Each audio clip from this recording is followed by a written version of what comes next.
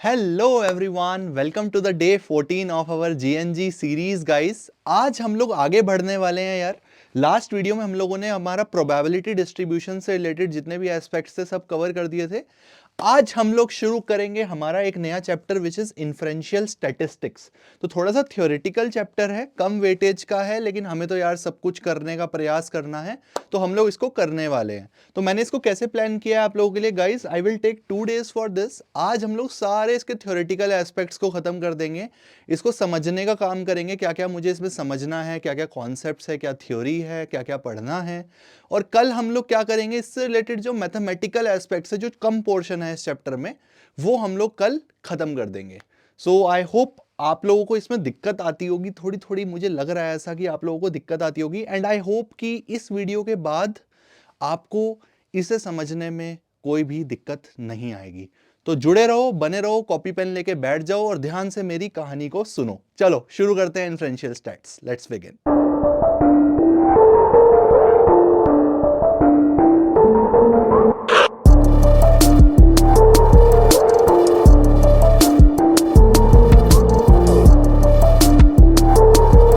सो बेटा, inferential statistics को समझने के लिए आपको थोड़ी सी मेरी कहानी सुनने पड़ेगी। पहले ये समझते हैं स्टैटिस्टिक्स क्यों पढ़ते हैं और फिर हम लोग आएंगे इन्फ्रेंशियल स्टैटिस्टिक्स पर।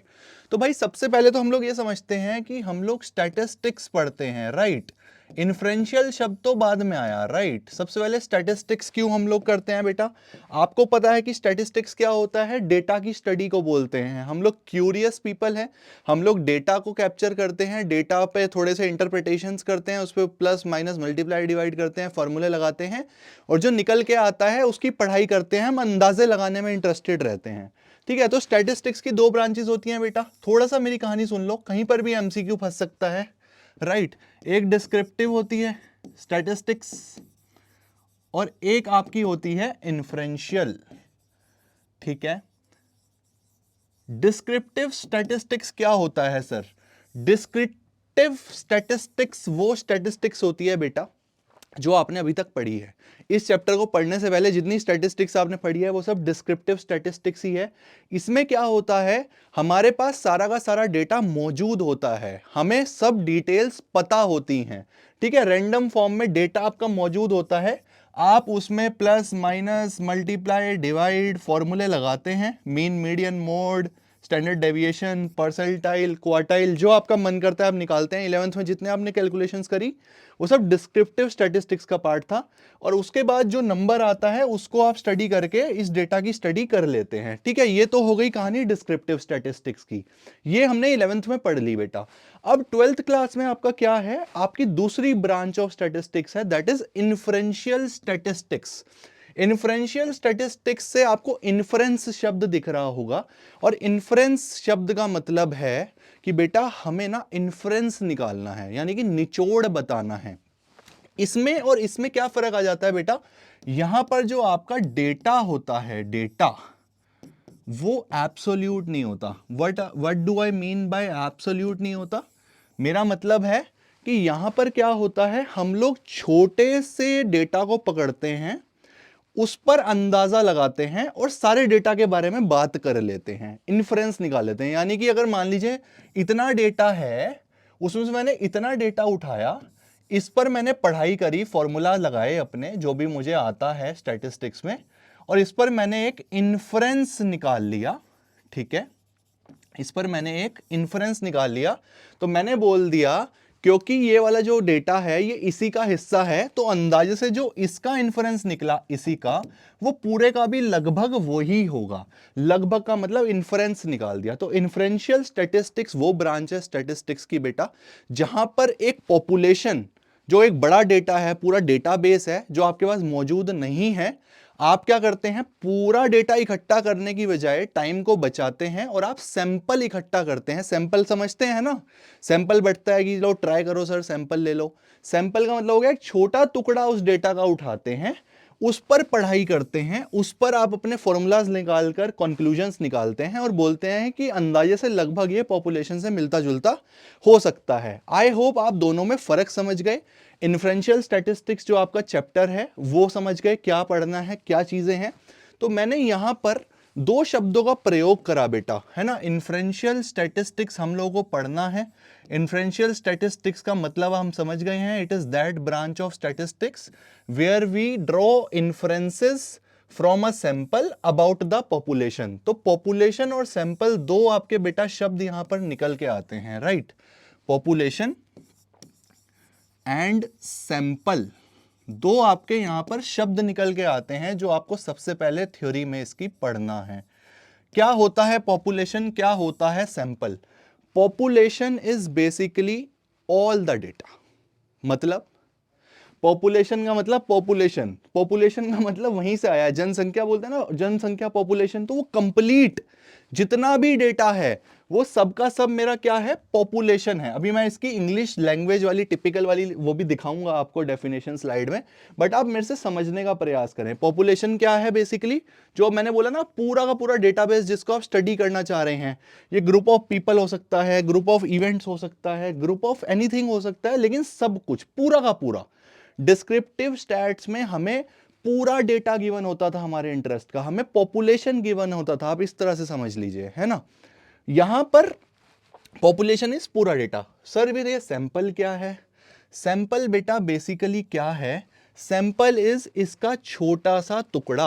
अब वो ये हो सकता है, वो ये हो सकता है, वो ये हो सकता है, मतलब कुछ भी हो सकता है। पॉपुलेशन का एक अंश है, क्या मैं इसको बोल सकता हूं subset of population, subset of population. क्या मैं बोल सकता हूं सबसेट ऑफ पॉपुलेशन है मेरा सैंपल। यस बेटा, सैंपल जो है पॉपुलेशन का हिस्सा। तो हम लोग क्या कर रहे हैं, अब जैसे मैं आपको एक एग्जांपल देता हूं बेटा, हम सबके घरों में चाय बनती है, हम सबके घरों में चाय बनती है। कभी कभी क्या होता है, हमारी मम्मियों का व्रत होता है, फास्ट होता है, तो मम्मी आपके पास आती होंगी, आपको कहती होगी बेटा जरा टेस्ट करके देखियो, एक चम्मच चाय पी के देखियो, मैंने चीनी डाल दी, मैं भूल तो नहीं गई। तो आप क्या करते हैं, आप उस पूरी चाय में से एक चम्मच चाय टेस्ट करते हैं, आप बताते हैं मम्मी इसमें चीनी पूरी है, और मम्मी वो जो बनी हुई चाय है वो सबको दे देती है ये मान के कि चाय में चीनी है। तो इससे हमें क्या सीखने को मिला, वो जो मेरा चाय का कप है या फिर चाय का ग्लास है फॉर एग्जाम्पल, वो मेरा क्या है, पॉपुलेशन। जो उन्होंने आपको एक चम्मच चाय चखाई, एक टीस्पून आपको जो चाय चखाई उन्होंने, वो आपकी चाय क्या है, सैंपल। क्या सैंपल पर आपने चेक करा कि इसमें शुगर है या नहीं, शुगर और no sugar.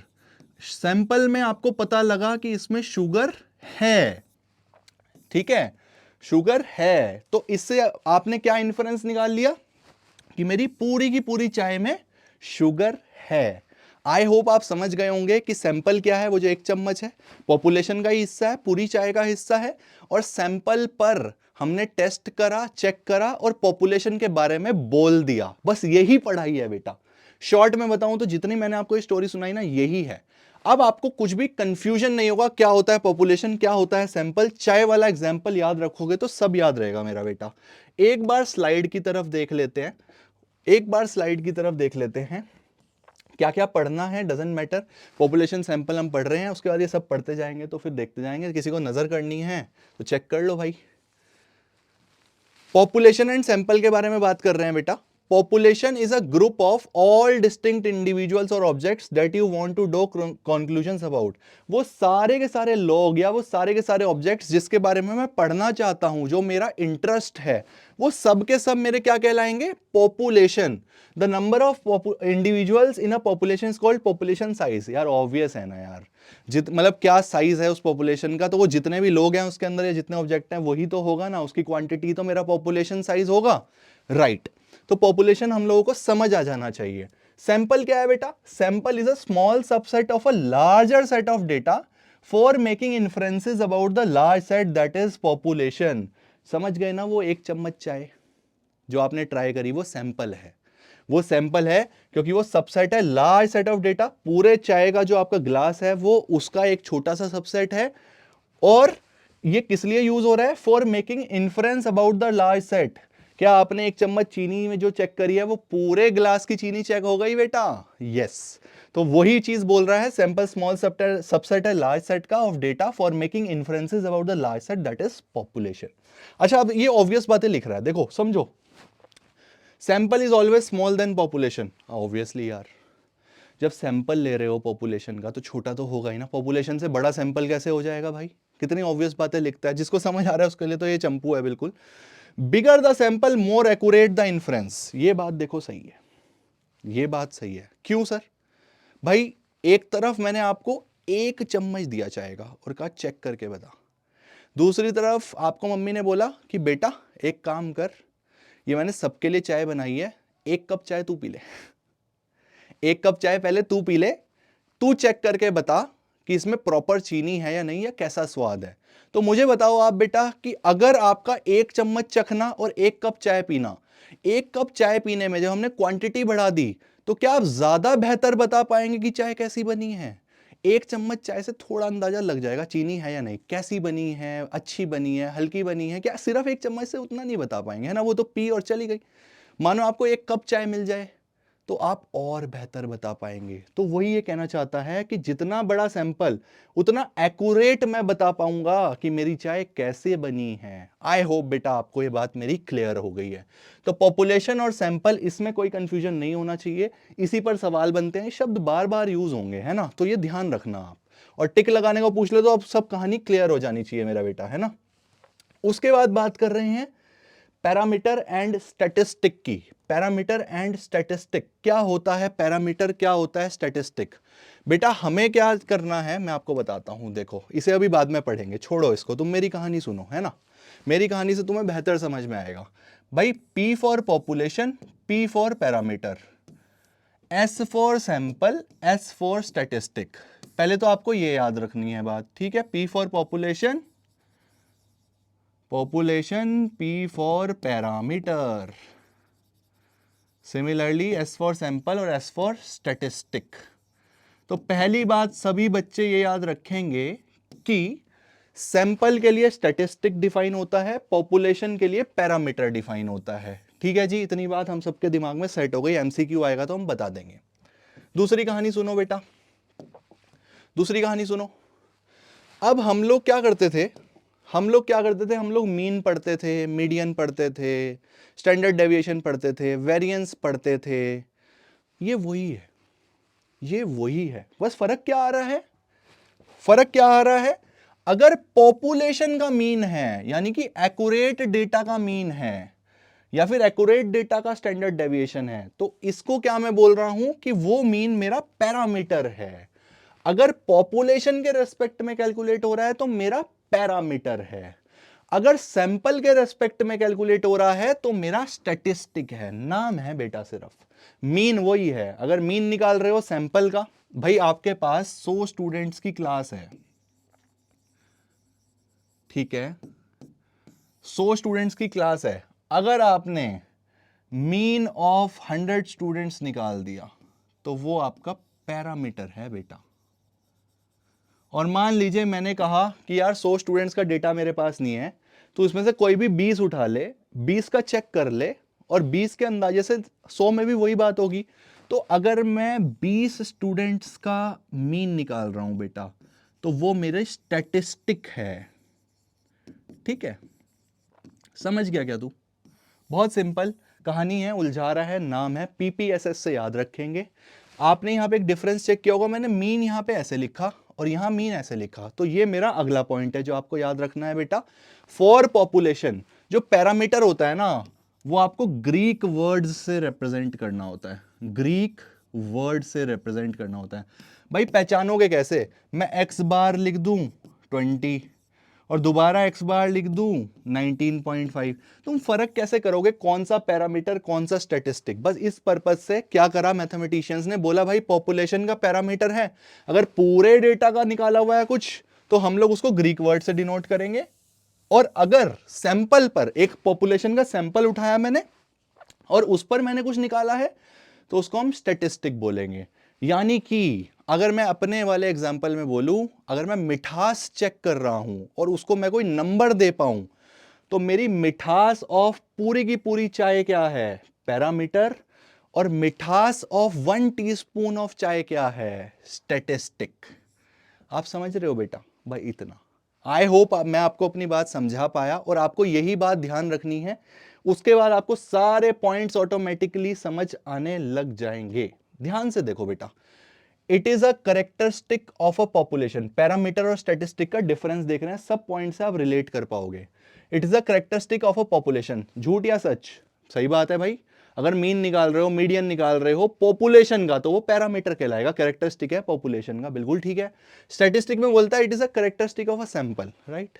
This is also true. मैंने आपको अभी तो बताया कि सैंपल के केस में कुछ करोगे तो वो स्टैटिस्टिक कहलाएगा, तो उसका करेक्टरिस्टिक है। अब अगली बात देखो, फिर से जबरदस्ती वही बार बार लिखता जा रहा है, पता नहीं क्यों पॉइंट्स बढ़ा रहा है।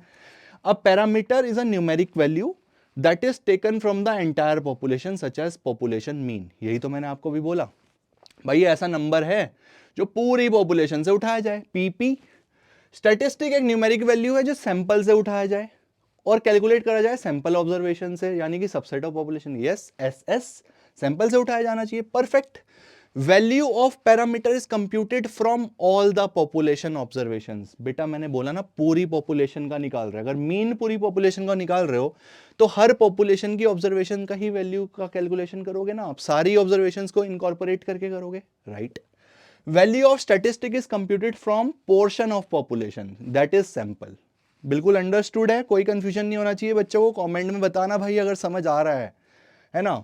Generally denoted by Greek alphabets. जो पॉपुलेशन का पैरामीटर है वो ग्रीक से होता है, mu, sigma, sigma square, right? मैंने आपको बोला ना, अभी तक हमने डिस्क्रिप्टिव स्टैट्स में पॉपुलेशन की पढ़ाई करी है, तो हमने याद है सिग्मा, सिग्मा स्क्वायर, म्यू ये सब लिखा है, तो अब आप रिलेट कर पा रहे होंगे। और इधर ये जनरली इंग्लिश अल्फाबेट से डिनोट करा जाता है ताकि हमें पता लगता रहे कि सैंपल है या फिर पॉपुलेशन का डेटा है। तो S x variance S square, ठीक है भाई, यहां तक सब मेरे साथ हैं। एक एग्जांपल इन्होंने लिख दिया है कि एवरेज इनकम निकाली लोगों की स्पेसिफिक रीजन की, mean income standard deviation parameter है। यहाँ पे बोलता है कि वो सारे रीजन की निकाली, उसमें से कोई 1000 उठा लिए, तो उसका मीन और स्टैंडर्ड डेविएशन मेरा क्या है, स्टैटिस्टिक है। तो बात वही है बेटा, जैसे मैंने आपको बच्चों वाला एग्जांपल दिया, 100 स्टूडेंट्स और 20 वाला, वही बात लिख रहा है। आई होप बेटा आपको यहां तक एब्सोल्यूट क्लैरिटी है कि क्या क्या हमें चीजें पढ़नी है और क्या क्या मतलब है चीजों का। एमसीक्यू घुमाए अगर तेरे को क्लियर है तो सब कर लेगा, right? I hope I am clear till here. अगली कहानी पर बढ़ते हैं। अगली कहानी सुनेंगे आप मेरे से, विच इज सैंपलिंग। सर क्या होता है सैंपलिंग?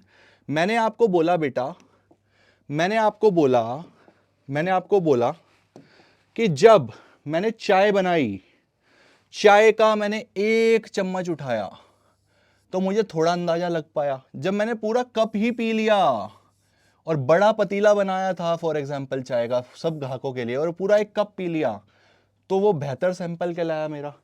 तो क्या सैंपल उठाने से फर्क पड़ रहा है कि आपने पॉपुलेशन का कौन सा सैंपल उठाया है? क्या इससे फर्क पड़ रहा है कि क्या रिजल्ट आने वाला है? क्या मैं बेहतर सैंपल उठाऊंगा तो मेरा बेहतर रिजल्ट आएगा? क्या मैं सैंपल गड़बड़ उठा लूंगा तो मेरा गड़बड़ रिजल्ट आएगा? अब फॉर एग्जांपल डिफरेंट हाइट के स्टूडेंट्स हैं, कुछ ऊंचे हैं, कुछ एवरेज हैं, कुछ लो हाइट के फॉर एग्जांपल, और आपने क्या करा, सैंपल के नेम पे एक बच्चा ऐसा है जिसने उठाया कुछ ऊंचे बच्चे, कुछ मीडियम हाइट के, कुछ छोटे बच्चे हाइट में, तो वो एक सैंपल उठाया, और एक बच्चे ने क्या करा, सारे लंबे लंबे बच्चे उठा लिए। तो मुझे एक बात बताओ, अगर सारे लंबे लंबे बच्चों की स्टडी करोगे तो क्या पूरी क्लास की स्टडी कर पाए? हम नहीं कर पाए, गलत सैंपल उठ गया या फिर अलग तरह का सैंपल उठ गया। यहां पर जब हमने सारी हाइट्स के बच्चे उठाए थोड़े थोड़े, तो वो एक बेहतर सैंपल हो गया स्टडी करने के लिए। इसलिए सबसे पहली बात ये समझ में आनी चाहिए कि सैंपल क्या उठाया जा रहा है उससे फर्क पड़ता है, right? I hope I am clear till this. अब क्योंकि उससे फर्क पड़ता है इसलिए हमारा एक नया टॉपिक बन गया विच इज सैंपलिंग। सैंपलिंग का मतलब क्या हो गया, हमें अब यह पढ़ना है कि सैंपल उठाया कैसे कैसे जाता है, क्या क्या तरीके हैं, कितने कितने वेज से उठा सकते हैं। वैसे बहुत ज्यादा आपके पर्सनल मटेरियल और सिलेबस में मेंशन नहीं है। 2 मेन मेथड्स आपको पढ़ने हैं, probability sampling, non probability sampling, और उसके अंदर भी प्रोबेबिलिटी सैंपलिंग के 2 मेथड्स हैं जो मेन डिस्क्रिप्टिव वे में बहुत अच्छे से लिखे हुए हैं, बाकी तो बस नाम लिख के छोड़ दिया है आपकी किताब में। जो सीबीएसई का हैंडबुक या मटेरियल या सिलेबस भी हो तो वहां भी 2 ही नाम लिखे हैं। तो मैं 2 बहुत डिटेल में बताता हूं, बाकी थोड़ा थोड़ा बताता हूं ताकि क्वेश्चन फंस जाए तो तेरे को अटकना ना हो कि यार मेरे को सर ने बताया ही नहीं था, राइट। ध्यान से समझेंगे। सैंपलिंग, एक बार डेफिनेशन पढ़ने पर ध्यान देंगे बेटा। सैंपलिंग एक टेक्निक है, बिल्कुल जी टेक्निक है। कितना दिमाग लगा के आप उठा रहे हो उससे डिपेंड करेगा कैसा आउटकम आप आएगा, क्योंकि आप सैंपल से पॉपुलेशन की पढ़ाई कर रहे हो। गलत सैंपल मतलब गलत इन्फ्रेंस, और फिर गलत ही होता चला जाएगा, राइट।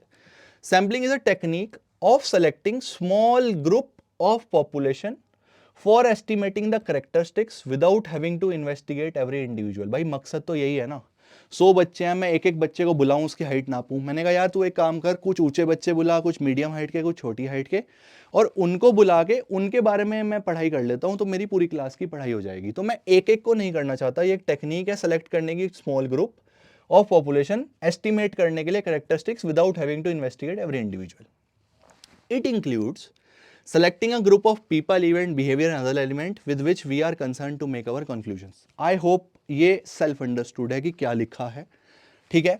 स्टेप्स क्या होते हैं बेटा सैंपलिंग में? सबसे पहले तो टारगेट डिफाइन करो। अरे भैया अब हम तो खाली हैं फॉर एग्जांपल, तो अब दिमाग तो चलाओ ना, कोई टारगेट डिफाइन करो कि मुझे हाइट्स की स्टडी करनी है, या फिर अभी अभी इलेक्शंस हुए हैं, मुझे ये जानना है कि कौन जीत रहा है, राइट। या फिर आप मान के चलिए कि मेरे को ये जानना है कि मेरे ऑफिस में कौन बेहतर काम कर रहा है। तो एक टारगेट तो सेट होना चाहिए, सबसे पहले टारगेट सेट करो, फिर सैंपलिंग का फ्रेमवर्क तय करो कि कैसे हम लोगों को सैंपलिंग करनी है, थोड़ा फ्रेमवर्क माहौल बनाओ। For example choose sampling method, method choose करो, कैसे उठाओगे। अगर ऑफिस में चेक करना है कि कौन अच्छा काम कर रहा है, कौन नहीं अच्छा काम कर रहा है, तो तरीका क्या उठाओगे?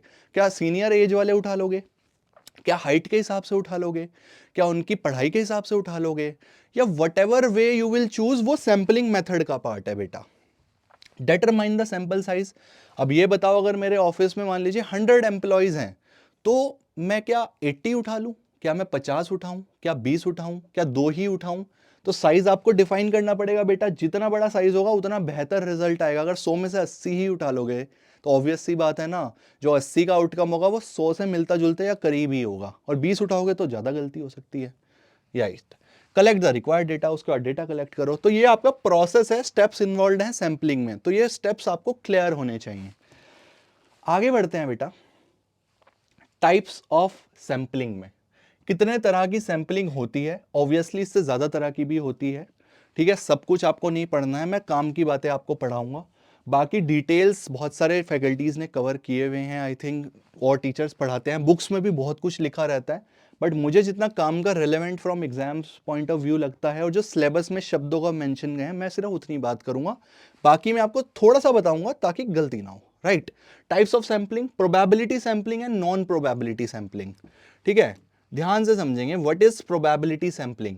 भैया प्रोबेबिलिटी का मतलब होता है रैंडम, प्रोबेबिलिटी का मतलब है रैंडम।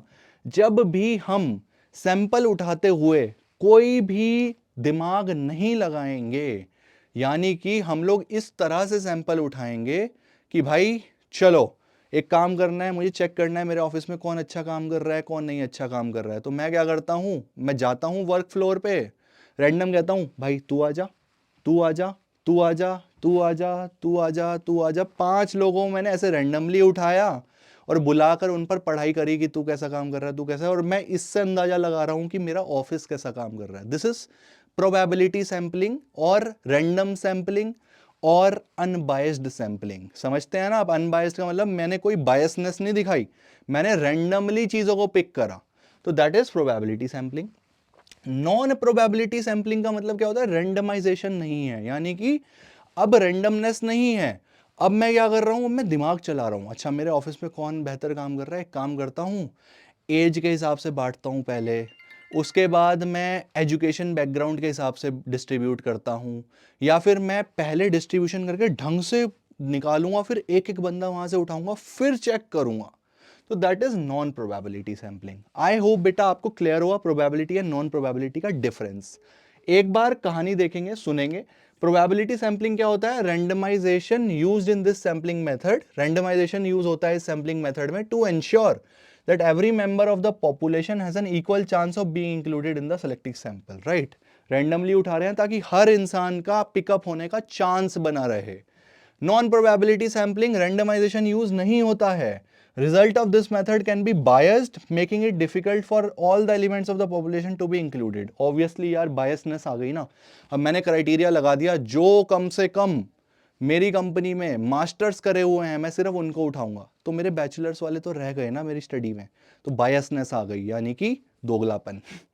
सो बेसिकली जब जब हम बायसनेस ले आते हैं या फिर हम लोग दिमाग चलाने लगते हैं कि मैं एक पर्टिकुलर ग्रुप को पिक करूंगा, तो that is non probability sampling. तो non probability sampling, biased sampling, ये दोनों एक ही बात है। Probability sampling, non biased sampling एक ही बात है। प्रोबेबिलिटी सैंपलिंग क्या होता है, नॉन प्रोबेबिलिटी क्या होता है, आई होप क्लियर हो चुका होगा। टाइप्स पढ़नी है। टाइप्स ऑफ प्रोबेबिलिटी सैंपलिंग 4 हैं, simple random, systematic, stratified, cluster. Non probability sampling के again 4, convenience, quota, purposes, snowball. तो बेटा यहां पर मैं आपको कहूंगा आपके लिए सिंपल रैंडम सैंपलिंग और systematic sampling, these are the 2 samplings which are relevant for you in this chapter. इसके अलावा बाकी का जो है ना, नाम लिखे हुए हैं सिर्फ, विस्तार कहीं पे बहुत ज्यादा लिखा नहीं हुआ है from examination point of view. देखो हेल्प बुक्स में तो सब लिखा हुआ है और फ्यूचर स्टडीज में भी सब पढ़ाया जाता है, लेकिन आपके केस में सिंपल रैंडम और सिस्टमैटिक को ज्यादा तवज्जो दिया गया है, तो मैं भी इसको ज्यादा तवज्जो दूंगा। बाकी के सिर्फ थोड़ा थोड़ा सुनेंगे मेरी कहानी और आगे बढ़ जाएंगे, ताकि याद रह जाए। अगर गलती से नाम फंस जाए एमसीक्यू में तो चमकना चाहिए। चलो जी, प्रोबेबिलिटी सैंपलिंग की बात करेंगे। सबसे पहली सैंपलिंग सिंपल रैंडम सैंपलिंग। क्या होता है सिंपल रैंडम सैंपलिंग? वही रैंडम वाला, तू आ जा तू आ जा, बहुत रैंडमली, कुछ नहीं सोचा और सीधा कुछ लोग अपनी पॉपुलेशन में से उठा लिए सैंपल के लिए, मेरा सिंपल रैंडम सैंपलिंग हो गया। जैसा नेम सजेस्ट करता है, हर इंडिविजुअल की चूज होने की चांस और हर मेंबर ऑफ पॉपुलेशन का इक्वल चांस है बेसिकली। तो अगर मेरे को 100 बच्चों की क्लास में से कुछ बच्चों को चुनना है, तो मैं कुछ दिमाग नहीं लगा रहा हूं, बस ऐसे घुमा के आबड़ा का डाबरा, जिस पर गया आ जा भाई, right. This is simple random sampling. Systematic random sampling क्या होता है? अब यहाँ पे बच्चे मुझे कहेंगे सर ये क्या बात है, सिस्टमैटिक भी लिख रहे हो रैंडम भी लिख रहे हो, अरे एक बात ही तो करो, या तो सिस्टमैटिक है या रैंडम है। बेटा ये दोनों है। इसमें क्या है, पहले रैंडम है फिर सिस्टम बना दिया। कहने का मतलब जो मेरा पहला चॉइस होगा पॉपुलेशन का, यानी कि 100 बच्चे हैं, मैं क्या कह रहा हूं कि मैं कोई भी एक उठाऊंगा, आबरा का डाबरा छू, जिस पर गया हाथ तू आजा भाई, उठा लिया। मैंने कहा अब जो दूसरा उठाना है उस पर मैं क्या करूंगा, मैं थोड़ा सा सांस लूंगा और रैंडमली नहीं उठाऊंगा। अब मैं बोलूंगा जो तेरा रोल नंबर है ना, तेरे 2-2 रोल नंबर छोड़ के आगे के उठा लो। समझ रहा है? मान ले मैंने कोई बच्चा उठा लिया 100 की क्लास में से रैंडमली, आजा, और उसका 10 रोल नंबर है, वो रैंडम था। उसके बाद जितने लोग उठाए, फिर मैंने उठाया 12 roll number, 14 roll number, 16 roll number, 18 roll number, 20 roll number, तो सिस्टमैटिकली उठाया। सो इसमें पहले रैंडम होता है फिर सिस्टमैटिक हो जाता है। When members of sample are chosen at regular interval of population, तो इसमें सिस्टमैटिक रैंडम सैंपलिंग होता है रेगुलर इंटरवल ऑफ पॉपुलेशन, 2-2 छोड़ के। समझ रहे हैं? This requires starting point of selection and sample size which then follows repetition of same. Starting point इसको चाहिए बाबा, रैंडम उठा ले, और सैंपल साइज चाहिए कि कहां तक उठाना है। The items of population can be first arranged alphabetically, numerically, and then individuals are chosen at regular interval. अब वो अल्फाबेटिकली उठा रहे हो या आप कैसे उठा रहे हो, पहला बंदा आप अपनी मर्जी से उठा लो रैंडमली, उसके बाद एक सिस्टम फॉलो होगा। अगर 2 बढ़ रहे हैं तो 2-2 बढ़ के ही खड़ेगा, अगर एक घट घट के उठा रहा है तो एक घट घट के ही उठेगा, right. This is systematic random sampling. ठीक है, तो ये डेफिनेशंस विस्तार में लिख के लाया था, बाकी कहानी सुन ले, कहानी सुन ले सिर्फ। सिंपल रैंडम सिस्टमैटिक हो गया। स्ट्रेटाफाइड और क्लस्टर सैंपलिंग की हम लोग और बात कर लेते हैं। स्ट्रेटाफाइड सैंपलिंग क्या होता है बेटा? मान लीजिए 100 बच्चों का या 100 लोगों का एक ग्रुप है, हमने क्या करा, उसके स्ट्रेटास बना दिए, यानी कि ग्रुप्स बना दिए। मेरा कहने का मतलब स्ट्रेटाफाइड सैंपलिंग में बेटा, स्ट्रेटाफाइड सैंपलिंग में मान लीजिए ये आपका एक पॉपुलेशन है और इसमें इतने सारे लोग हैं, तो मैंने क्या करा, इनके छोटे छोटे ग्रुप बना दिए, होमोजीनियस ग्रुप्स हैं ये। होमोजीनियस का मतलब सब एक जैसे। मान लीजिए कि ये मेरे लोग हैं, यानी कि ह्यूमंस हैं, तो मैंने क्या करा, स्ट्रेटाफाइड सैंपलिंग में मैंने 1 साल से लेके 20 साल तक का एक ग्रुप बना दिया, 20 से लेके 40 का एक ग्रुप बना दिया, 40 से लेके 60 का एक ग्रुप बना दिया, और 60 से लेके 110 का एक ग्रुप बना दिया। ठीक है, मैंने 4 ग्रुप बना दिए बेटा, और इसमें बहुत सारे लोग हैं। स्ट्रेटास बोलते हैं इन ग्रुप्स को। एक बार जब ग्रुप बन गए ना, तो मैंने क्या करा, इधर से रैंडमली उठाया, इधर से एक रैंडमली उठाया, इधर से रैंडमली उठाया, इधर से रैंडमली उठाया, जो मेरा ये फाइनल बना, this is my final sample. तो कुछ शब्दों का मेरे आप ध्यान रखेंगे।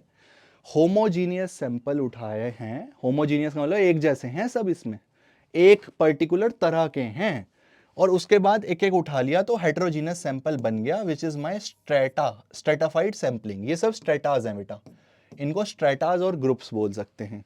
समझ गया क्या? समझ गया क्या? This is stratified sampling. अच्छा, हर एक में से उठाना कंपलसरी है, हर एक में से उठा रहे हैं हम, राइट। अगला स्ट्रेटाफाइड क्लस्टर सैंपलिंग सुन ले। सर कहानी मैं लिख कर नहीं लाया बेटा, बस तुझे समझना है, और अगर फंस जाए तो तुझे याद रखना है।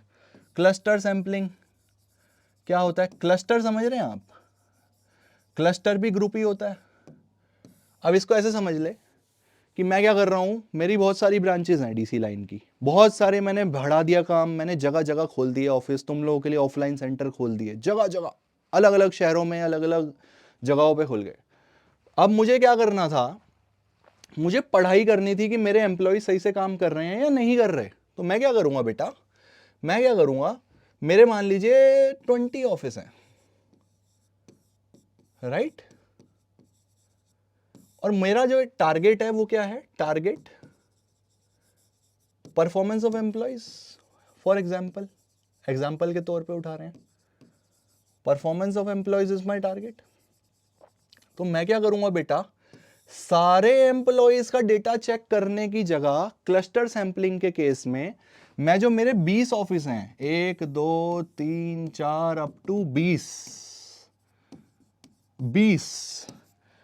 20 ऑफिस हैं। अब हर एक में हाई परफॉर्मर भी है, लो परफॉर्मर भी है, हर तरह के हैं, हर एक में एक जैसे नहीं है। तो ये हेटेरोजीनस सैंपल्स हैं। हेटेरोजीनस, होमोजीनस का मतलब एक जैसे, भाई 10 से 20 साल वाले ही हैं सब। यहां पर क्या है, हाई परफॉर्मर भी है, लो परफॉर्मर भी है, तो मिक्स्ड ग्रुप्स बने हुए हैं, पहले से ही उलझे हुए हैं, ऐसे ऐसे 20 हैं। तो मैं क्या करूंगा, सैंपल उठाने के लिए इनमें से कोई भी 2-3 उठाऊंगा बेटा, कोई भी, वहां पर सब में से एक एक उठा रहा था मैं, इसमें से कोई भी 2-3 उठाऊंगा, ये इसमें से ले लिया, इसमें से ले लिया, इसमें ले लिया, बाकी छोड़ दिए, मुझे क्या मतलब, क्योंकि सब में मिक्स है। और यहां जो सैंपल निकल के आएगा, this is my cluster sample, या फिर क्लस्टर सैंपलिंग का पार्ट है ये जो सैंपल निकल के आया। क्लस्टर सैंपल शब्द तो नहीं सुना मैंने, बट सैंपलिंग का पार्ट है ये जो सैंपल निकल के आया है, क्लस्टर सैंपलिंग का पार्ट है। आई होप तुझे समझ आ गया क्लस्टर सैंपलिंग क्या होता है, स्ट्रेटाफाइड और इसमें फर्क क्या है। यहाँ पहले से मिक्स है और मिक्स में से कुछ उठाए, वहां पहले ऑर्गेनाइज करे, फिर हर एक में से, हर ग्रुप में से एक एक उठाया। होमोजीनियस है वहां, यहाँ हेटेरोजीनियस है। ठीक है, रैंडम तो अब भी है, देख रैंडम ही उठा रहे हैं, तो प्रोबेबिलिटी का पार्ट है, वो भी प्रोबेबिलिटी का रैंडम उठा रहे हैं। आई होप तुझे चारों क्लियर हो गए बेटा, आई होप तुझे चारों क्लियर हो गए, simple, random, systematic, stratified and cluster.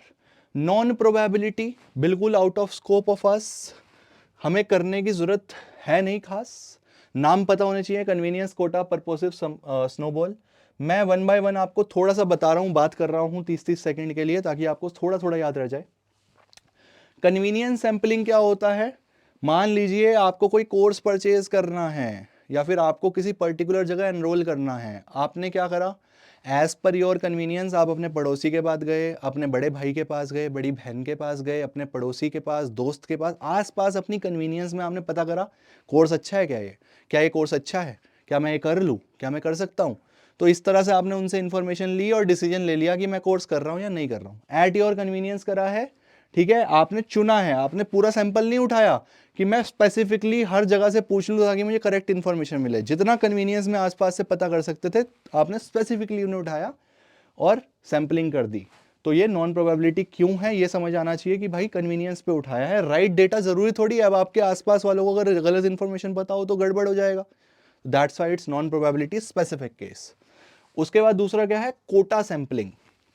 Kota sampling क्या होता है बेटा, when you are considering a particular quota of people, a particular range of people. जैसे हमने क्लस्टर्स बनाए थे ना, एज आपने सिर्फ 80 से 120 वाला ही उठा लिया, तो वो एक पर्टिकुलर कोटा को आप कंसीडर करके डिसीजन ले रहे हो, that is a kind of quota sampling. Then purposive sampling और जजमेंट सैंपलिंग। पर्पसिव सैंपलिंग और जजमेंट सैंपलिंग क्या होता है? पर्पसिव और जजमेंट सैंपलिंग का मतलब होता है कि आपने किसी पर्टिकुलर इंडिविजुअल से सलाह ली और उसने अपने हिसाब से जो उसे ठीक लगा, जो उसने जजमेंट दिया, उसको आपको मान के आपने आगे बढ़ा ली बात, बस इतना। स्नोबॉल सैंपलिंग क्या होता है बेटा? स्नोबॉल सैंपलिंग में क्या होता है कि मान लीजिए आपको ये जानना है किसका किसका अप्लाइड मैथ्स में बढ़िया नंबर आ रहे हैं, तो आप क्या बोलोगे? ए भाई यार अब एक काम कर, और मतलब इसको टीचर के प्रोस्पेक्ट से समझो कि टीचर को जानना है कि बच्चों में किस किस के अच्छा स्कोर आया।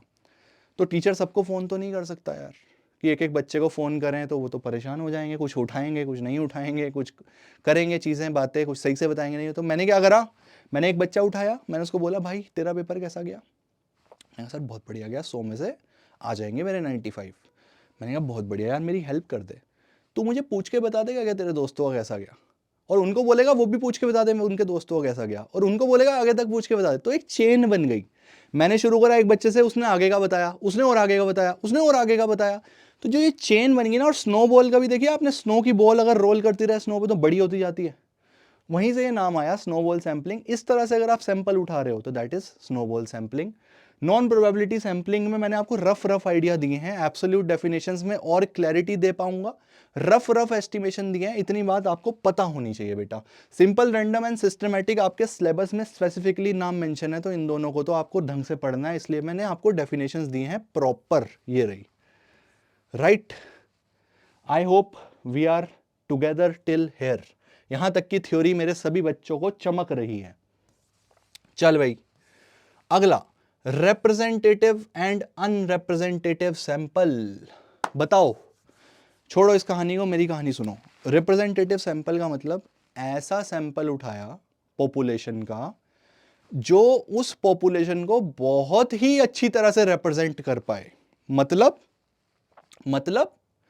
मुझे यह जानना था कि मेरी क्लास में क्या परफॉर्मेंस चल रही है, ठीक है। मैंने कुछ ऐसे बच्चे उठाए जो हर पर्टिकुलर एरिया से आ रहे हैं, कि मैंने 2 एवरेज उठा लिए, 2 below average, 2 above average, 2 topper, ठीक है। और अच्छे से बिल्कुल हैंड पिक सोच समझ के उठाए कि वो जो बच्चों का ग्रुप है ना, उनका जो एवरेज आ रहा है वो मेरी क्लास के एवरेज के बहुत करीब है, बहुत करीब, बहुत ही करीब, मिलता जुलता है। तो क्या मैं कह सकता हूं कि ये जो मेरा सैंपल ऑफ स्टूडेंट्स मैंने उठाया, क्या ये रिप्रेजेंटेटिव सैंपल है मेरी क्लास का? क्लास मॉनिटर को रिप्रेजेंटेटिव क्यों बोला जाता है? क्योंकि वो पूरी क्लास को रिप्रेजेंट करता है। क्या ये सैंपल मेरी पूरी पॉपुलेशन को रिप्रेजेंट कर रहा है? क्या ये 5 बच्चों के जो ओवरऑल नंबर्स हैं या जो भी क्राइटेरिया है वो मेरी पूरी क्लास के एवरेज के बराबर आ रहे हैं? तो this is my representative sample. दूसरी तरफ मुझे क्लास की परफॉर्मेंस जाननी है, और मैंने लास्ट में बैठे कुछ बच्चे उठा लिए रैंडम, शुरू में बैठे कुछ बच्चे उठा लिए, बाई चांस मुझे सारे नालायक फंस गए, तो क्या वो गलत सैंपल हो गया? क्या वो नालायक बच्चों का मतलब है कि क्लास में कोई अच्छा बच्चा है ही नहीं? बेटा वो नॉन रिप्रेजेंटेटिव सैंपल है। आई होप तुझे कॉन्सेप्ट क्लियर हो गया। कहानी सुन ले आप। Representative sample, a sample which accurately represents, reflects or matches with some of the features of your population. It has to be unbiased reflection of the population. भाई वो अनबायसडली reflect करे population को, और वो बहुत एक्यूरेटली रिप्रेजेंट करे, reflect करे। भाई जैसे ये 5 बच्चों का हिसाब किताब, वैसे ही मेरी क्लास का हिसाब किताब, तो वो मेरा रिप्रेजेंटेटिव सैंपल आएगा। अब सुने, सैंपल को क्या क्या कंडीशंस फुलफिल करने की पड़ेगी रिप्रेजेंटेटिव सैंपल होने के लिए?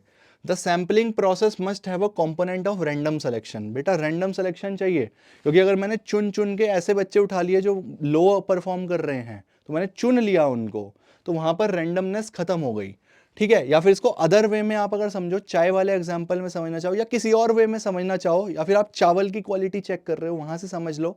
चावल की क्वालिटी चेक करनी है, अगर ऊपर का ही छोटा सा एरिया उठा लिया, रैंडमली नहीं उठाया, तो क्या ऊपर क्या पता चावल साफ हो, नीचे कुछ घपला हो, तो रैंडमनेस नहीं है तो एक्यूरेटली रिप्रेजेंट नहीं कर पाएगा। पूरा जो आपका पूरा कंटेनर है उसको रिप्रेजेंट नहीं कर पाएगा। आपको थोड़ा ऊपर से उठाना है, थोड़ा बीच में से, थोड़ा नीचे से, ओवरऑल एक पिक्चर दिखनी चाहिए, इसलिए रैंडमनेस होनी जरूरी है बेटा। नीचे से सिर्फ ऊपर से नहीं होना चाहिए। The sample size must be large enough to give a good picture of the variability of the population. अब आप 2 दाने चावल उठा लोगे अगर कंटेनर में से, तो क्या ही इन्फ्लुएंस बता पाओगे चावल अच्छा है या बुरा है। ज़्यादा क्वांटिटी उठाओ, 10 किलो का अगर पैक है तो 2 किलो उठा लो, 3 किलो उठा लो, जितना ज़्यादा बड़ा सैंपल उठाओगे उतना एक्यूरेटली बता पाओगे। सो वही बात है बेटा, सैंपल लार्ज इनफ होना चाहिए, रिप्रेजेंटेटिव तभी बन पाएगा।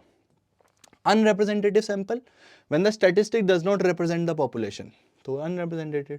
For example, in some cases you might not want to make generalization about a very large group of people based on very small group. This is known as biased sample. By biased, the bias that result from unrepresentative sample is called selection bias.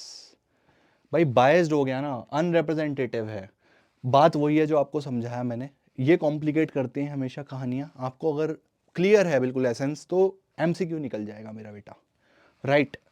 और अपनी language में अच्छे से लिख दोगे तो भी काम हो जाएगा, अगर आपको थ्योरी में लिखना आ गया। वैसे मैथ्स में उम्मीद कम रहती है, बट गॉड नोस अगर सिलेबस में है तो आ भी सकता है। अब बोलता है अनबायस्ड और बायस सैम्पलिंग के बारे में पढ़ाओ। सर ये तो मैं पढ़ा चुका, प्रोबेबिलिटी और नॉन प्रोबेबिलिटी सैम्पलिंग पढ़ाया था, वही तो है। प्रोबेबिलिटी सैम्पलिंग मेरा अनबायस्ड है, नॉन प्रोबेबिलिटी सैम्पलिंग मेरा बायस्ड है, वही है। अगर हर इंडिविजुअल और element in the population has equal chance to be part of the selected sample, then sampling process is unbiased. Probability sampling is unbiased in nature. I have already taught you guys. Some of the unbiased sampling are simple, random, stratified, systematic. Probability sampling का example बोलता है सब unbiased है, right? We are here. मैंने वहाँ बोला था ना unbiased और probability एक बात। If a sampling process systematically favors certain outcomes over others, systematically pick कर रहे हैं, hand pick करके, और वो कुछ outcomes को ज़्यादा favor कर रहा है और कुछ को कम, कि भाई ये particular area वाले उठ रहे हैं और वो नहीं उठ रहे, तो भाई कहीं ना कहीं biasness आ गई ना। अगर सिक्के के दोनों तरफ हेड लिख दोगे तो आएगा तो हेड ही ना, तो बायस कर दिया आपने कॉइन। और अगर हेड और टेल दोनों है तो इक्वल संभावना है हेड टेल आने की, वही बात है। सैम्पलिंग प्रोसेस सिस्टमैटिकली फेवर कर रहा है तो दिक्कत है, वो बायस्ड है। Convenience sampling one of the bias sampling है। और टाइप्स ऑफ बायसनेस क्या क्या हो सकती है बेटा, ये 4 तरह की बायसनेस हो सकती है, ठीक है। वॉलंटरी रिस्पॉन्स बायस, जो इंडिविजुअल के पास चॉइस हो पार्टिसिपेट करने के लिए, कि आपको कोई इन्फॉर्मेशन चाहिए और आपने कहा जो बता सकता है बता दो, आपने खुद हैंड पिक नहीं करा, सारी इन्फॉर्मेशन नहीं उठाई, तो जिसकी जो इच्छा थी वो आ गई और उसकी बात आपको माननी पड़ी। अंडर कवर, अगर sample gives less representation of the population, यहाँ पॉपुलेशन आएगा बेटा, if sample gives less representation of the population तो अंडर कवर हो गया, कि भाई रिप्रेजेंटेटिव सैंपल ही नहीं है तो बायसनेस आने की संभावना बनी रहेगी। Convenience, when a sample is taken from individual that are conveniently available, वही कन्वीनियंस सैंपलिंग, पड़ोसी, रिश्तेदार, भाई बहन। Response bias, anything in a survey that influence responses, भाई ऐसी कोई बायसनेस आ गई बीच में सर्वे करते हुए जो रिस्पॉन्सेज को इन्फ्लुएंस कर रही है, तो बायसनेस तो आएगी। तो 4 तरह की बायसनेस हो सकती है बेटा, नाम पता होने चाहिए, ज़्यादा टेंशन नहीं लेनी, ऊपर ऊपर से पता होना चाहिए, दैट्स इट। मैं डिटेल्स में जा सकता हूँ, मैं बहुत गहराई में एक एक सैम्पलिंग पे बात कर सकता हूँ, but doesn't make any sense. तेरे बहुत कम नंबरों का ये चैप्टर है और तेरे पूरे नंबर आने चाहिए, वही अपना टारगेट है। तो नाम याद रखियो टाइप्स ऑफ बायसनेस में, और थोड़ा थोड़ा तेरे को रिलेट होना चाहिए लैंग्वेज की क्या मतलब था, ताकि वहाँ कुछ लिख के दे तो समझ जाए कि इसका मतलब ये था और ये लिखा हुआ है, टिक लगाओ, ठीक है। उसके बाद सैम्पलिंग एरर्स की बेटा बात करेंगे हम लोग थ्योरी में। सैम्पलिंग एरर क्या होता है मेरा बच्चा? सैम्पलिंग एरर बेसिकली कुछ नहीं होता, आपका एक पॉपुलेशन था, आपका एक सैंपल था, आपने पॉपुलेशन का मीन निकाला, आपने सैंपल का मीन निकाला। अगर सैंपल पॉपुलेशन को बहुत अच्छे से रिप्रेजेंट कर रहा होगा तो सैंपल का मीन और पॉपुलेशन का मीन दोनों का बराबर शराबर आएगा, तो इसका मतलब सैंपलिंग एरर कम से कम होगा। या फिर डेफिनेशन की बात करूं तो पॉपुलेशन का कोई पैरामीटर उठाओ और सैंपल का स्टैटिस्टिक उठाओ, उसका जो डिफरेंस है उसको बोलता हूं मैं सैंपलिंग एरर। पहले सैंपल वाला रखना है, ठीक है मेरा बेटा, पहले सैंपल वाला रखना है, शब्द याद रखियो। सैंपलिंग एरर एक्स बार माइनस म्यू। आपने क्या करा भाई, आपने पॉपुलेशन का निकाला, कुछ मीन निकाला या मीडियन निकाला, वटेवर, सैंपल का निकाला, उसका डिफरेंस आपका एरर है। भाई बेसिकली सैंपल जब लिया था तो मकसद क्या था, पॉपुलेशन के बारे में पढ़ाई करूंगा, पॉपुलेशन को समझूंगा, क्योंकि सैंपल का जो आउटकम आ रहा है और पॉपुलेशन का किसी तरह पता लग गया और वो आउटकम आ रहा है, उसमें ज्यादा फर्क है, तो वो एरर ही तो है, वो गलती ही तो है, क्योंकि हम तो कोशिश कर रहे हैं ना करीब पढ़ने की, तो उस डिफरेंस को एरर बोलता है। क्यों होता है एरर? क्यों होता है error? The population parameter is estimated differently by different samples.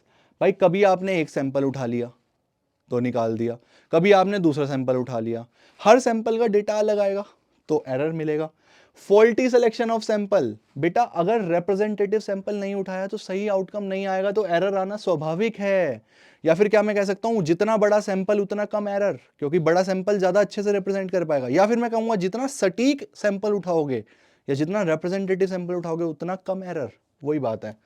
Small size of sample, चावल वाली बात, 2 दाने से क्या बताएगा तू चावल की क्वालिटी, जितना बड़ा सैंपल लेगा तो उतना बढ़िया। सैंपल रिजल्ट है पोटेंशियल वेरिएबिलिटी, जो सैंपल का रिजल्ट है उसमें वेरिएबिलिटी है, यानी कि बहुत ज़्यादा वेरिएशन आ रहा है तो दिक्कत है। ठीक है बेटा, सैम्पलिंग एरर वेरी सिंपल। क्यों एरर, सैंपल पॉपुलेशन का डिफरेंस क्यों, समझ आ रहा है कि पढ़ना था पॉपुलेशन सैंपल से, लेकिन जो सैंपल का आंसर है वो पॉपुलेशन के आंसर से फर्क आ रहा है, तो वो एरर ही कहूँगा मैं, right. I hope I am clear बेटा। कमेंट करते रहना, मेरे को बताते रहना नीचे। अगर आप साथ साथ पढ़ रहे हो तो रुक के एक बार कमेंट कर देना, सर यहाँ तक क्लियर है या फिर सब समझ में आ रहा है। वो मेरे को भी एक मोटिवेशन देगा यार कि I am able to serve you guys. चलो, सैम्पलिंग एरर हमारा क्लियर हो जाता है, फटाफट से चीज़ें आगे बढ़ाते हैं। उसके बाद हमारा क्या आ जाता है बेटा, statistical significance and sampling distribution. Statistical significance and sampling distribution. Statistical significance की बात करेंगे, डेफिनेशन पढ़ेंगे ध्यान से। Statistical significance is a measure of reliability of findings which establish that when a finding is significant it means we are confident that it is real and sample was framed wisely। एक line और पढ़ेंगे। To decide if a data set outcome is statistically significant, statistical hypothesis testing is used. When a statistic has higher significance, it is thought to be more reliable. बेटा statistical significance basically reliability का major है, यानी कि जब हमने statistics कर रहे हैं, हम पॉपुलेशन है और एक सैंपल हमने पिक किया, उससे कुछ आउटकम निकाला, जैसे हम एरर्स की बात कर रहे थे, तो जो वो आउटकम आया वो हम यही तो मान रहे हैं कि पॉपुलेशन का वही आउटकम होगा जो सैंपल का हमने निकाल दिया, तो उसी को बोलते हैं स्टैटिस्टिकल सिग्निफिकेंस, कि वो कितना ज्यादा रिलायबल है। ठीक है, measure of reliability of findings which establishes that when the finding is significant it means we are confident that it is real, कितना रियल है और कितना रिलायबल है। यानी कि सैंपल का जो आउटकम आया, सैंपल का जो स्टैटिस्टिक आया, उसकी स्टैटिस्टिकल सिग्निफिकेंस का मतलब वो कितना ज्यादा पॉपुलेशन को डिनोट कर पा रहा है, इतनी सी बात समझ गया।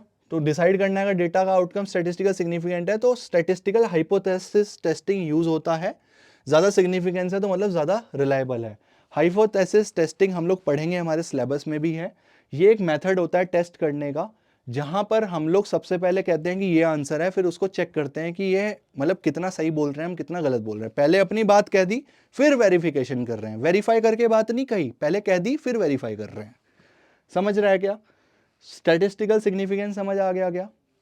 कितना सिग्निफिकेंट आउटकम आया है, कितना रिलायबल आउटकम आया है सैंपल से, that is statistical significance. Sampling distribution क्या होता है बेटा? सैंपलिंग डिस्ट्रीब्यूशन, आपने क्या करा, आपने एक सैंपल उठाया, उसका मीन निकाला, उस सैंपल को वापस रख दिया, फिर से पढ़ाई करने के लिए एक और सैंपल लगाया। भाई टारगेट तो पॉपुलेशन का आइडिया लेना है। एक सैंपल उठाया, मीन लिया, लिख लिया, वापस। एक और उठाया, मीन लिया, लिख दिया, वापस। एक और उठाया, मीन लिया, लिख दिया, वापस। ऐसे ऐसे करके बहुत सारे मीन इकट्ठे करे, उसको ग्राफ पे प्लॉट करा। अब यहां मैं मीन बोल रहा हूं ना बेटा, ये कोई भी सैंपल का स्टैटिस्टिक हो सकता है, मीडियन हो सकता है, स्टैंडर्ड डेविएशन हो सकता है, anything, it could be anything. मैं एग्जांपल ले रहा हूं मीन। अलग अलग सैंपल्स के केस में उठाओ, उसको ग्राफ पर प्लॉट कर दो, वो जो डिस्ट्रीब्यूशन दिख रहा है that is my sampling distribution. The sampling distribution of a statistic is the distribution of all possible values taken by the statistic when all possible samples are taken from the population. भाई जितने population से sample बन सकते हैं अलग अलग उठाए, हर एक का वो निकाला पैरामीटर और उसे प्लॉट कर दिया। It is a theoretical idea, we do not actually build it. भाई ऑब्वियस सी बात है यार, जब हर पॉसिबल सैंपल को ही उठाना है तो मैं पॉपुलेशन की पढ़ाई कर लूंगा, मैं डिस्क्रिप्टिव स्टैट्स पढ़ लूंगा। पॉपुलेशन का डेटा ज़्यादा होता है तभी तो सैंपल पे आया मैं। अगर मुझे देश की जनसंख्या के बारे में कुछ पढ़ना है तो मैं हर स्टेट से कुछ लोग उठा के पढ़ लूँ, इसलिए तो पढ़ रहा हूँ कि मैं सबके बारे में पढ़ाई नहीं कर सकता। तो अगर सबके बारे में बनाने लगोगे तो इससे बढ़िया तो फिर देश की जनसंख्या ही पढ़ लो, फिर समय क्या बचा, फिर इन्फ्रेंशियल स्टैट्स पढ़नी क्यों है, तो डिस्क्रिप्टिव बढ़िया। तो वही बोल रहा है थ्योरेटिकल है, हम ऐसा करते नहीं है, सच है ये हम नहीं करते, बट पता होना चाहिए क्या है। उसके बाद बोलता है suppose we are regularly taking samples of same sample size from the population, और उसमें कंप्यूट कर रहे हैं ये सब और ड्रॉ कर रहे हैं हिस्टोग्राम, तो डिस्ट्रीब्यूशन जो है उसे सैंपल डिस्ट्रीब्यूशन बोलेंगे। मैंने भी यही बोला बेटा, right, I hope I am clear. उसके बाद आ जाता है सेंट्रल लिमिट थ्योरम। उसके बाद बेटा आ जाता है आपका सेंट्रल लिमिट थ्योरम। क्या होता है सेंट्रल लिमिट थ्योरम, एक मिनट रुक जाइए, चलो। सेंट्रल लिमिट थ्योरम क्या होता है? सेंट्रल लिमिट थ्योरम ये बोलता है जो तूने सैंपल डिस्ट्रीब्यूशन बनाया, जो अभी हमने हिस्टोग्राम बनाया ना अलग अलग मीन उठा उठा कर, मैंने एक सैंपल लिया, पॉपुलेशन की पढ़ाई करनी थी, मैंने एक सैंपल लिया, उसका मीन निकाला, दूसरे का निकाला, तीसरे का निकाला, चौथे का निकाला, पांचवे का निकाला। सेंट्रल लिमिट थ्योरम ये बोलता है कि अगर मैं सैंपल साइज को बड़ा कर दूं, यानी कि 100 बच्चों की पढ़ाई करनी थी और मैंने क्या करा, सैंपल दो दो के उठाए, तो 50 सैंपल बन गए, वो मैंने काम करा तो कुछ बना, उसे बोल रहे हैं सैंपल डिस्ट्रीब्यूशन। ये थ्योरम बोलता है अगर तू सैंपल साइज बड़ा कर दे, 30 से ज्यादा बड़ा कर दे, तू 30 के 3 बना ले सैंपल, या फिर तू 50 के 2 बना ले और उसकी वैल्यूज निकाले, तो जो तेरा डिस्ट्रीब्यूशन होगा वो नॉर्मल डिस्ट्रीब्यूशन बनेगा, यानी कि वो कुछ इस तरह का दिखेगा।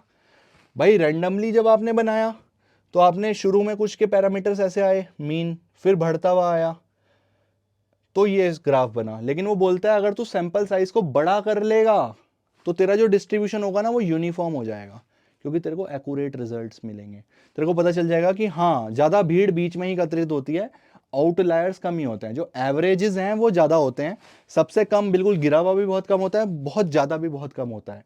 ठीक है, तो 1% ही लोग होते हैं जो कुछ एक्सेप्शनल चीजों पे घुस रहे हैं, और 1% लोग होते हैं जो बिल्कुल नालायक हैं, मेजोरिटी तो अच्छा ही कर रही होती है लाइफ में, ऐसे समझ ले, मतलब कुछ भी समझ ले, एग्जाम्पल है बेटा। तो सैंपल का साइज अगर बढ़ेगा तो जो मेरा सैंपल डिस्ट्रीब्यूशन बनाया मैंने वो नॉर्मल डिस्ट्रीब्यूशन की तरह दिखाई देगा, जो तेरे को मैंने प्रोबेबिलिटी डिस्ट्रीब्यूशन में पढ़ाया है। समझ रहा है क्या? नॉर्मल डिस्ट्रीब्यूशन का मतलब बेल शेप्ड कर्व, और यूनिफॉर्मिटी आ जाएगी बेसिकली, जो डेटा है ना वो बहुत ज्यादा यूनिफॉर्म हो जाएगा। ठीक है, बहुत ज्यादा आउटलायर्स नहीं रहेंगे कि बिल्कुल छोटा बहुत बड़ा, एवरेजेस दिखने लगेंगे। तो वही कह रहा है, एक बार लाइन भी पढ़ ले। Central limit theorem implies that the distribution of a sample leads to become a normal distribution, bell-shaped curve, as the sample size become larger, considering that all the sizes of sample are identical, whatever be the shape of distribution. 30 और 30 से ज्यादा वाला sufficient होता है जो CLT apply हो जाए, और सैंपल साइज लार्ज होगा तो prediction of characteristic of population becomes more accurate. ये भी बात सही है, जितना बड़ा सैंपल साइज उतना एक्यूरेटली मैं पॉपुलेशन के बारे में बता पाऊंगा, ये तो मैं कई बार समझा चुका है इस वीडियो में, है ना। जितना बड़ा सैंपल उतना बेहतर बता पाऊंगा। So this is how it is. ये कर्व तुझे समझ में आना चाहिए कि भाई अगर सैंपल बड़ा तो नॉर्मल डिस्ट्रीब्यूशन बन जाएगा रफली। ठीक है बेटा, ठीक है। जिसको नॉर्मल डिस्ट्रीब्यूशन नहीं समझ आ रहा, इससे जस्ट पीछे वाला वीडियो देखो क्या होता है नॉर्मल डिस्ट्रीब्यूशन। चलो बेटा, अगली बात, कॉन्फिडेंस इंटरवल के बारे में हमें पढ़ना है। प्रोबेबली ये थ्योरेटिकली लास्ट टॉपिक है, फिर तो सवाल वाला काम बच जाएगा। कॉन्फिडेंस इंटरवल क्या होता है मेरा बेटा? We use confidence interval to express the precision and uncertainty of a sampling process. 3 इसमें पैरामीटर्स होते हैं बेसिकली। एक कॉन्फिडेंस लेवल होता है बेटा आपका, एक एरर होता है मार्जिन ऑफ एरर, और एक स्टैटिस्टिक वैल्यू होती है। क्या मतलब है इन 3 बातों का? स्टैटिस्टिक वैल्यू का मतलब जो मेरी सैंपल की वैल्यू आई है, जो भी, मान लो एक पॉपुलेशन है, उसकी हमने सैंपलिंग करी, पॉपुलेशन के बारे में पढ़ाई कर रहे हैं, एक सैंपल की वैल्यू आई, सैंपल की जो वैल्यू आई मेरी वो स्टैटिस्टिक होती है, पढ़ा चुका हूं, तो एक स्टैटिस्टिक है। उसके अलावा एक चीज है आपकी मार्जिन ऑफ एरर। वो क्या है कि जो मेरी वैल्यू आई है उसका कितना मार्जिन है एरर का, +5% -5%। की भाई मान लीजिए एक पॉपुलेशन थी, उसका मैंने एक सैंपल लिया, मीन आया मेरा 10, तो मैं कह रहा हूं भाई 10 +5% और 10 -5% के आसपास ही मेरा पॉपुलेशन का मीन होगा, अंदाजा लगा रहा हूं। तो वो मैंने थोड़ा सा मार्जिन ले लिया कि बिल्कुल एक्यूरेट तो नहीं पता, थोड़ा कम थोड़ा ज्यादा, तो वो मेरा मार्जिन ऑफ एरर है। कॉन्फिडेंस लेवल क्या होता है कि ये जो मेरा स्टैटिस्टिक बना है, ये मैं कितना कॉन्फिडेंट हूं कि ये एक्यूरेट है। दोबारा सुन, एक पॉपुलेशन है, उसमें से एक सैंपल उठाया, जो सैंपल है उस सैंपल का मैंने मान ले मीन निकाला या कोई स्टैटिस्टिक निकाला, वो मेरा पहला पैरामीटर है स्टैटिस्टिक, कॉन्फिडेंस इंटरवल डिफाइन करने का। फिर मैंने कहा मैं कितना परसेंट श्योर हूं कि ये मेरा जो स्टैटिस्टिक है वो मेरी पॉपुलेशन के स्टैटिस्टिक को रिप्रेजेंट कर रहा होगा, मैं कितना कॉन्फिडेंट हूं, वो मेरा क्या हो गया बेटा, कॉन्फिडेंस लेवल। नाम से भी समझ आ रहा है, ठीक है। तो जितना बढ़िया सैंपल होगा उतना बढ़िया ज्यादा कॉन्फिडेंस लेवल होगा, जितना बड़ा सैंपल होगा उतना ज्यादा कॉन्फिडेंस लेवल होगा, राइट।